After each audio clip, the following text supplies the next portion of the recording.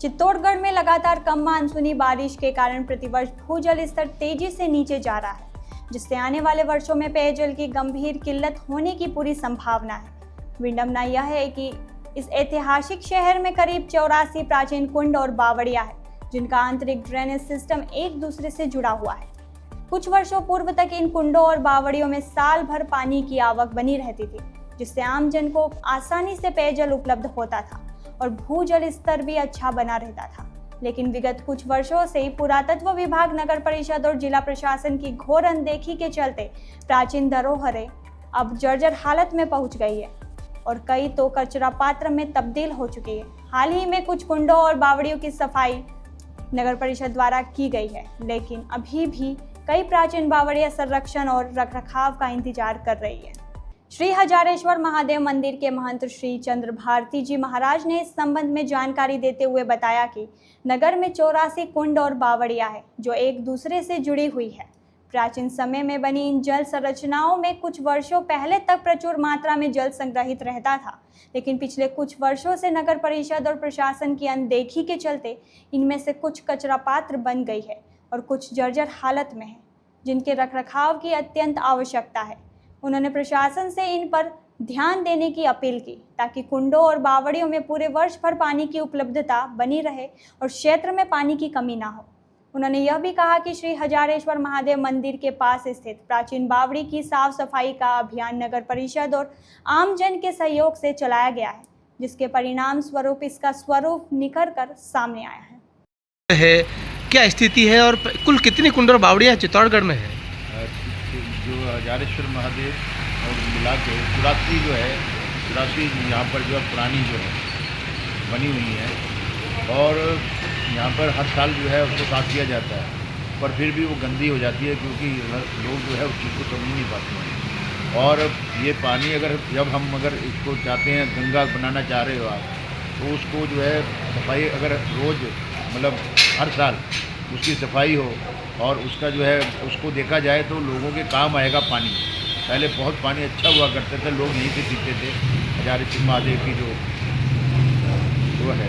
तो अब जो है कल जो है हम जो है सारे सफाई कर रहे सभी लोगों से, मेरा जो हमारे जो हजारेश्वर महादेव से जुड़े हुए हैं उनसे सभी से मेरा वो है कि आप जो है सब अपना साथ दें और जो है उस हजारेश्वर महादेव को जो अच्छा सुंदर करें, और जो है इसको ढकने का अगर काम हो जाएगा तो बहुत सुंदर हो जाएगा और पानी जो है इसमें पूरे साल रहता है इस बावड़ी में।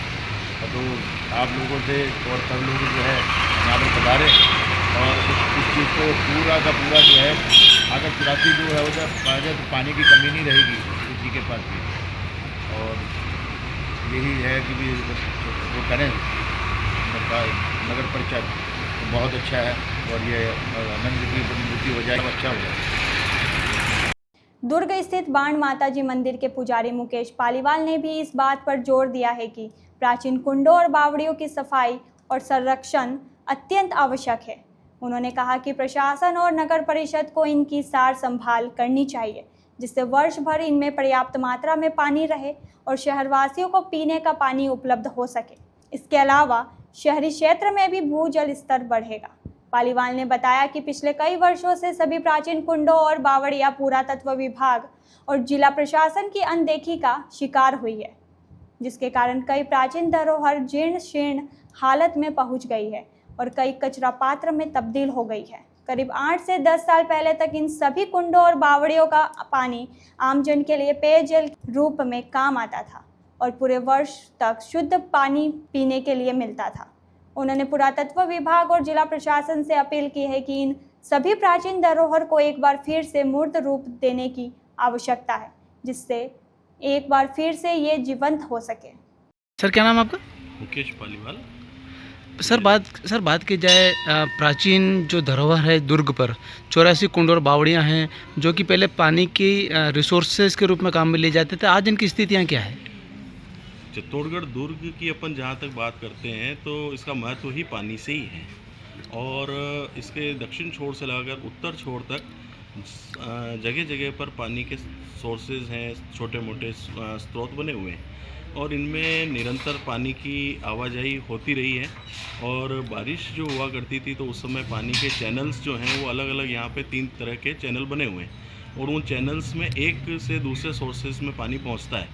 तो पानी पहुँचने के बीच में जहाँ जहाँ पर अपन देखते हैं कि कहीं कहीं बाधाएँ आई हैं, कहीं मलबा इकट्ठा हुआ है, कहीं प्रशासनिक अनदेखी हुई है और कई जगह पर ऐसा हुआ है कि कई नए निर्माण हुए हैं तो नए निर्माण के समय में हो सकता है कि वो जो चैनल्स हैं वो ब्लॉक हुए हों। उनके ब्लॉक होने से उनका जो रिसोर्सेज हैं, उनका जो पानी पहुंचने का जो मार्ग रहा है वो डाइवर्ट हुआ है और उस वजह से शायद पानी की जो स्थितियां हैं उनमें वर्तमान में कोई परिवर्तन आता जा रहा है। रिसोर्सेज में पानी पहुंचने में या उनकी क्षमता में कमी आ रही है। के लिए जो 84 कुंड की बात की जाती है तो अपन को सारा तरफ स्वच्छ जल मिलना स्वाभाविक था और चारों ओर किले के ऊपर अपन देखें तो सब तरफ पानी की आवक अच्छी थी और पानी के कुंड वगैरह के अंदर पानी इतना स्वच्छ था कि लोग अपने पेयजल की पूर्ति भी इन्हीं कुंड से किया करते थे।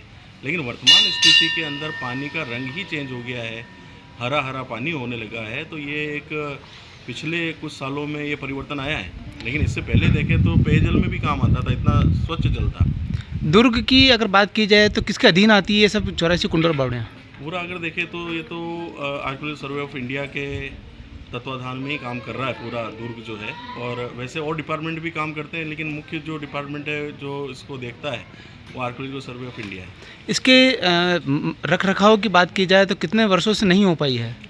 इसमें अलग अलग समय पे नगरपालिका क्षेत्र में जो हैं उनके टेंडर तो हुआ करते हैं, उनमें सफाई होती है, लेकिन वो सफाई प्रॉपर वे में जितनी होनी चाहिए उतनी शायद नहीं हो पा रही है। उसी का कारण है कि आज जो है पानी दूषित होने लगा है और कई जगह पे पानी इतना मैला है कि उससे चर्म रोग तक होने की संभावना है। इस तरह का पानी का स्तर होता जा रहा है।